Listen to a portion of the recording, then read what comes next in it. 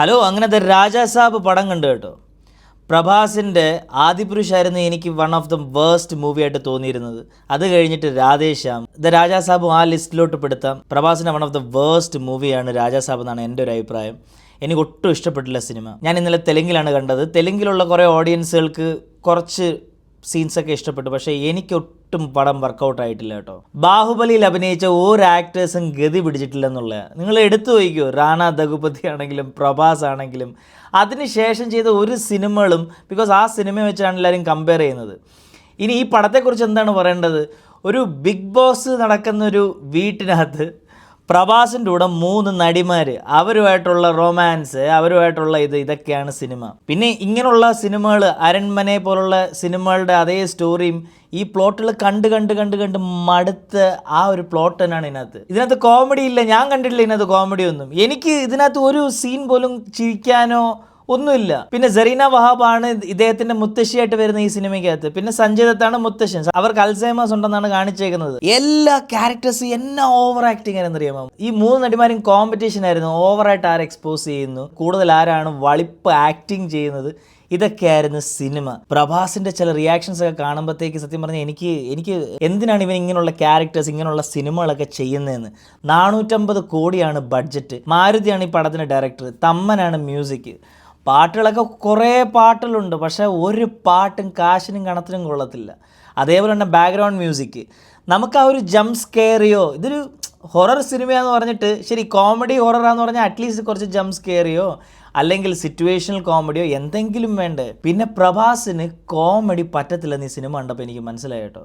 ഒന്നീ ആക്ഷനോ ഇമോഷൻസോ അല്ലെങ്കിൽ അങ്ങനെയുള്ള റോൾസൊക്കെ ആണെങ്കിലത്തേക്കും നമുക്ക് അക്സെപ്റ്റ് ചെയ്യാം. പക്ഷേ ഇത് എൻ്റെ ദൈവമേ, 3.25 മണിക്കൂറായിരുന്നു പടം. 3.25 മണിക്കൂർ എങ്ങനെ കണ്ടു തീർത്തതെന്ന് വെച്ച് കഴിഞ്ഞാൽ, എൻ്റെ അടുത്തൊക്കെ കൊച്ചു പിള്ളേരൊക്കെ ആണെങ്കിൽ അവർക്ക് പോലും ഒരു സീൻ കണ്ടിട്ടൊരു ചിരിയോ. സഞ്ജയ് ദത്തിനെ ഒരു കോമഡി പീസ് ആക്കിയിട്ടുണ്ട് കേട്ടോ, കോമഡി പീസ്. പ്രഭാസ് ഒരു ജോക്കറിന് ഡ്രസ്സൊക്കെ ഇട്ടിട്ട് സെക്കൻഡ് പാർട്ടും കാണിച്ചേക്കോ. അയ്യോ, എന്തിനാടെ നീയൊക്കെ ഇങ്ങനെ ചെയ്യാൻ പോകുന്നത് എനിക്കൊരു പിടിയും കിട്ടുന്നില്ല. ഈ കാശ് നിങ്ങൾ ഈ അടിച്ചു പൊളിക്കുന്ന ഈ കാശുണ്ടെങ്കിൽ വല്ല പാവപ്പെട്ടവർക്ക് എന്തെങ്കിലും ചെയ്തുകൂടെ? അല്ല, ഐ എം നോട്ട് ജോക്കിങ്.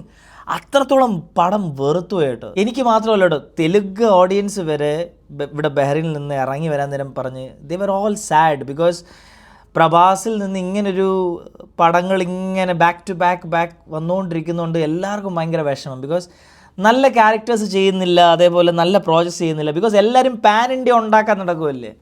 നമ്മുടെ മലയാളത്തിലുള്ള കുറേ ആക്ടേഴ്സ്ക്ക് പാൻ ഇന്ത്യ ഉണ്ടാക്കി തൃപ്തിയായി, താനടങ്ങി തൻ്റെ കൊല അടങ്ങിയിരിക്കുക. പക്ഷേ ഇപ്പം തെലുങ്കിലുള്ള ഇപ്പോൾ അല്ലു അർജുൻ ആണെങ്കിലും നമ്മുടെ പ്രഭാസ് ആണെങ്കിലും എല്ലാവരും, നാനി ആണെങ്കിലും, ഇവരെല്ലാവർക്കും എന്താണ് പാൻ ഇന്ത്യ. അപ്പോൾ പാൻ ഇന്ത്യ ചെയ്യുന്ന സമയത്ത് ഇവർക്ക് ക്യാരക്ടേഴ്സ് കുറച്ചൊക്കെ കോംപ്രമൈസ് ചെയ്യേണ്ടി വരും. പിന്നെ എല്ലാം ഇന്ത്യയിലേക്കുള്ള എല്ലാ ആൾക്കാർക്കും വേണ്ടി ചെയ്യുന്ന രീതിയിൽ സ്റ്റോറി അതിനെ മാറ്റേണ്ടി വരും. എല്ലാവർക്കും അക്സെപ്റ്റ് ചെയ്ത് നമ്മുടെ കൊത്ത പോലൊക്കെ ആയി പോവാണ് ഇപ്പോൾ എല്ലാ സിനിമകളും. പിന്നെ നേരത്തെ പറഞ്ഞ പോലെ തന്നെ, അതായത് ബിക്കിനി ഷോട്ട്സ് പോലാണ് ഏറ്റവും കൂടുതൽ എക്സ്പോസ് ചെയ്ത് കാണിക്കുക നടിമാരെല്ലാവരും. റൊമാൻസൊക്കെ എന്ന് വെച്ച് കഴിഞ്ഞാൽ വളരെ ക്രിഞ്ചായിട്ട് തോന്നി കേട്ടോ എനിക്ക്, വളരെ ക്രിഞ്ചായിട്ട്. സരീന വഹാബ് അമ്മച്ചിയായിട്ടാണ്, ഇദ്ദേഹത്തിൻ്റെ ഗ്രാൻഡ് മദറായിട്ടാണ് ഇതിനകത്ത് കാണിച്ചേക്കുന്നത്. അൽസൈമേഴ്സ് ആണെന്ന് നേരത്തെ പറഞ്ഞ പോലെ തന്നെ. പക്ഷേ സരീന വഹാബിൻ്റെ പെർഫോമൻസ് ആണെങ്കിലും, പിന്നെ ചില പെർഫോമൻസ് മറക്കുന്ന സീനൊക്കെ കാണിക്കുന്നത് എല്ലാം നമുക്ക് ആൻറ്റിസിപ്പേറ്റ് ചെയ്യാൻ പറ്റുന്ന പോലെ തന്നെ.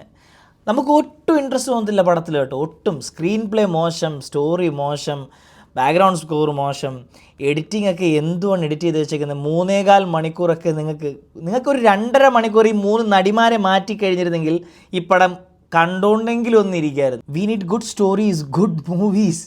പിന്നെ ഹൊറർ കോമഡി ജോണറൊക്കെ നിങ്ങൾ എടുക്കുമ്പോഴത്തേക്ക് വളരെ ശ്രദ്ധിക്കുക.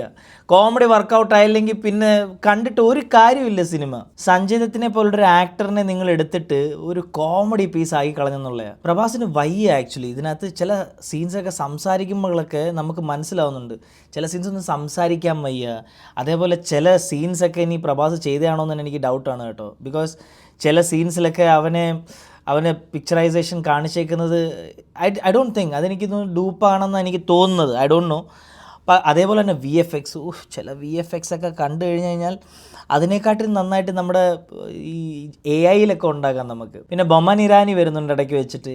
എന്തിനാണോ ആർക്കോ എവിടോ തിളയ്ക്കുന്ന സാമ്പാറിനെ പോലെയാണ് ചില ക്യാരക്ടേഴ്സ് വന്ന് പോകുന്നത്. അയാൾ സൈക്കാട്രിയാണ്. അയാൾ വരുന്നു, ഭയങ്കര പാടാണ് ഈ പ്രേതത്തെ പിടിക്കാൻ, അപ്പോൾ നമ്മൾ ഇത് ചെയ്യണം അത് ചെയ്യണം എന്നൊക്കെ പറഞ്ഞ് ഡയലോഗ് അടിച്ച് ലാസ്റ്റ് അവനെടുത്ത് വെളിയിൽ പോകുന്നു. പടം ഫുള്ള് കണ്ട് സത്യം പറഞ്ഞു കഴിഞ്ഞാൽ മെൻ്റൽ ബാലൻസ് പോകും. ഞാൻ ഇടയ്ക്ക് വെച്ചൊരു അരമണിക്കൂർ ഉറക്കമൊക്കെ വന്നു എനിക്ക്. പക്ഷേ ഞാൻ പിന്നെ കണ്ടുകൊണ്ടിരുന്ന ചിലപ്പോൾ നല്ലൊരു സീൻ ഉണ്ടാവും എന്ന് വിചാരിച്ചിട്ട് കണ്ടുകൊണ്ടിരുന്നതാണ്. ഞാൻ തെലുങ്കിലാണ് കണ്ടത്. അത്യാവശ്യം എനിക്ക് തെലുങ്ക് മനസ്സിലാവും. ചില കോമഡീസൊക്കെ നമുക്ക് ഇവർ പഴയ ആ സിനിമകളിലൊക്കെ റെഫറൻസ് എടുത്തിട്ടുണ്ട്. ഈ വാളൊക്കെ കറക്കുന്നത്, ബാഹുബലിയിൽ ആ ഒരു സീനുണ്ടല്ലോ, വാളിങ്ങനെ കട്ട് ചെയ്തിട്ടൊക്കെ നിൽക്കുന്ന ആ സീനൊക്കെ ഇതിനകത്തും ഉണ്ട്. ബാഹുബലി അല്ലാതെ വേറെ 1-2 സിനിമകളിലൊക്കെ. പിന്നെ പഴയ പാട്ടുകൾ, ഹിന്ദി പാട്ടുകളൊക്കെ എടുത്തിട്ടുണ്ട്.